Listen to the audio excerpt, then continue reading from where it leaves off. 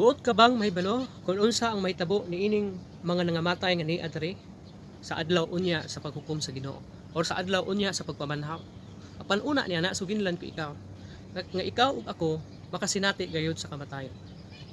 Apan buot ko usab ikaw nga mahibalo nga dili tanan tawo makasinati sa kamatayon.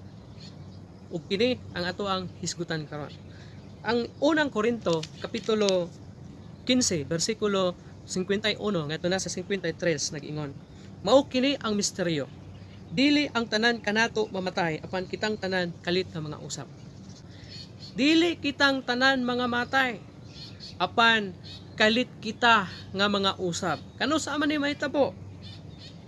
Sama kakalit sa usa kapag pamilok mahitabo kini inigtingog sa trompeta o sa katapusang trompeta kay inigtingog niini ang mga patay banhawon aron dili na gayod mamatay.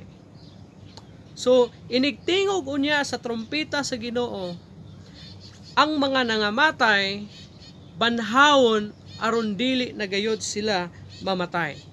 Ug kita nga mga buhi pa mga usab-usab kita.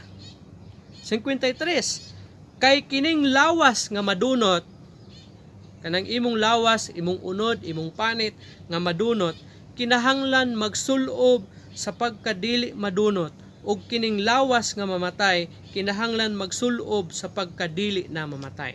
So inigtingog unya sa trompeta sa Ginoo mabanhaw kining mga nangamatay. Apan kalakip diha ang pagkausab sa atong lawas. Ang atong lawas nga madunot, bot pasabot, madugta, malata, pagailisan kini og lawas nga dili na madunot.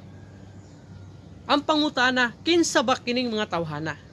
Buot ba pasabot ka kining tanan nga nangamatay? Makasinati ani?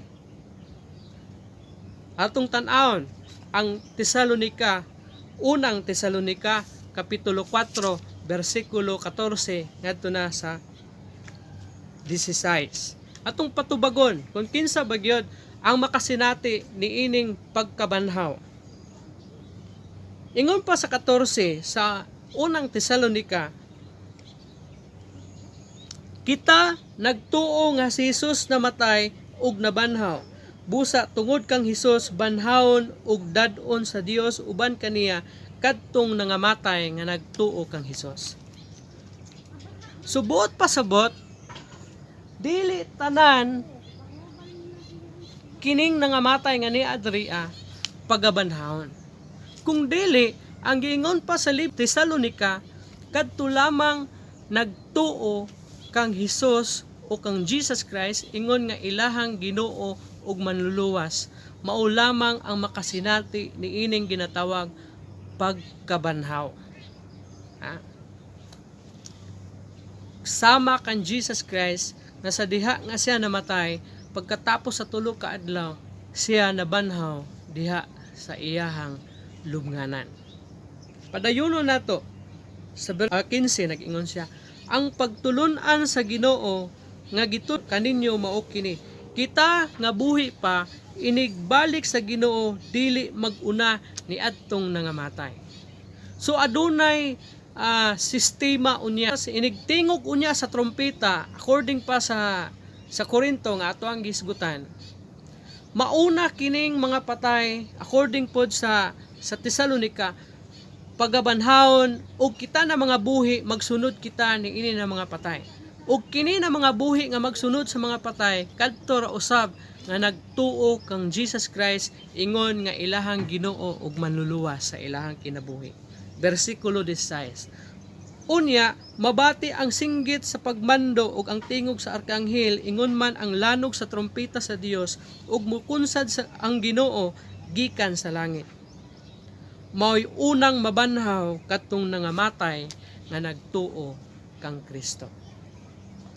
So ang mahitabo sa adlaw unya sa pagkabanhaw, ang unang mga banhaw kadto lamang mga nangamatay nga nagtuo kang Hesus, nagtuo kang Jesus Christ ingon nga ilahang Ginoo ug manluluwas sa ilahang kinabuhi.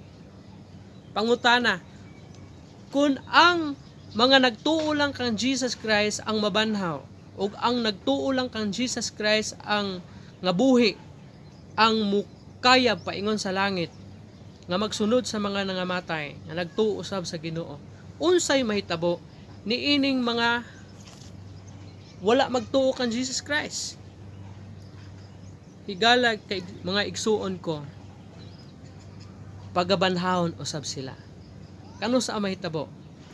Sa adlaw unya sa paghukom, nga diin katapusang hukmanan, nga diin gitawag kini og white throne judgment.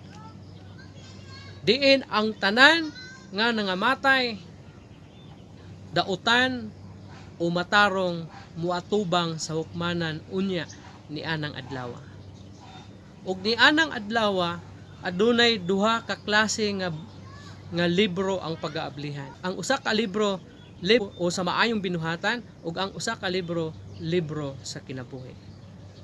Now higalag igsuon ko, hulaton pa ba nimo nga didto lang nimo mahibaluan sa adlaw unya sa pagpamanhaw kung ikaw ba mabanhaw o dili? Na ako'y isulti sa imo ha. Ayaw hulata nga mamatay ka nga diha pa nimo mahibaluan kung asa ka pa. Kay pwede man na nimo nga mahibaluan samtang buhi pa ka.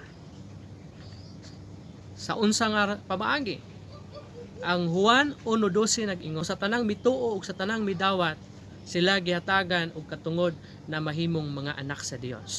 Ug paano ang usa ka tawo, unsa nga pamaagi aron maluwas ang tao?